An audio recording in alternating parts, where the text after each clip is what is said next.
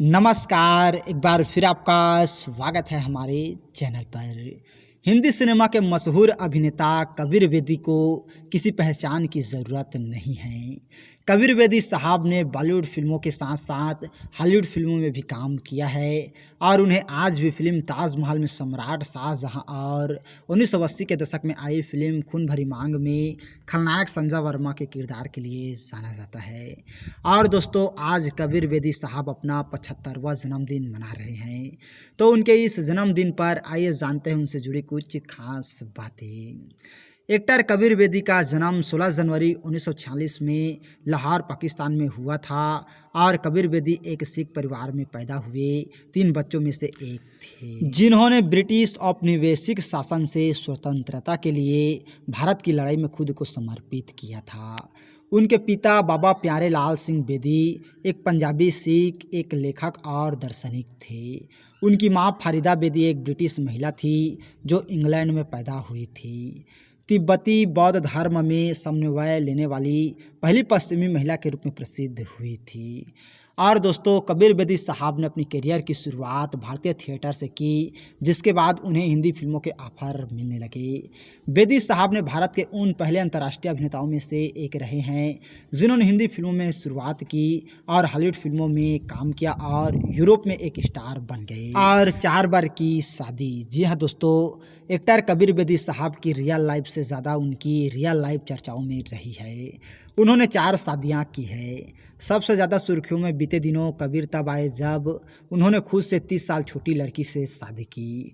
उनकी चौथी पत्नी का नाम परवीन है और दोनों का 10 साल तक अफेयर चला, जिसके बाद कबीर बेदी साहब ने साल 2016 में परवीन से शादी कर ली और इसके चलते कबीर ने ढेरों लाइमलाइट बटोरे। मीडिया से लेकर टीवी तक उन दिनों बस कबीर और उनकी पत्नी के ही चर्चे चले और परवीन मॉडल और एक्ट्रेस के अलावा टीवी प्रोड्यूसर भी हैं। शादी से पहले परवीन कई सालों तक कबीर के साथ लिव इन में भी थी और पिता के फैसले से खुश नहीं थी बेटी। परवीन और कबीर बेदी की मुलाकात लंदन में हुई थी और कबीर से शादी करने के लिए परवीन के परिवार पहले बिल्कुल भी राज़ी नहीं थे, लेकिन बाद में सभी ने मंजूरी दे दी, जिसके बाद दोनों ने गुरुद्वारे में शादी की थी। इस शादी से कबीर की बेटी पूजा बेदी नाखुश थी, जिसे लेकर पूजा बेदी ने कई मौके पर गुस्सा भी जाहिर किया था। पूजा अपने पिता के चौथी शादी से इतनी नाखुश थी कि उन्होंने सोशल मीडिया पर परवीन को डायन तक कह दिया था और परवीन बाबी से भी रहा अफेयर। आपको बता दें कि कबीर बेदी साहब की पहली पत्नी प्रतिमा बेदी थी, जिनसे उन्हें 2 बच्चे थे, पूजा बेदी और बेटा सिद्धार्थ।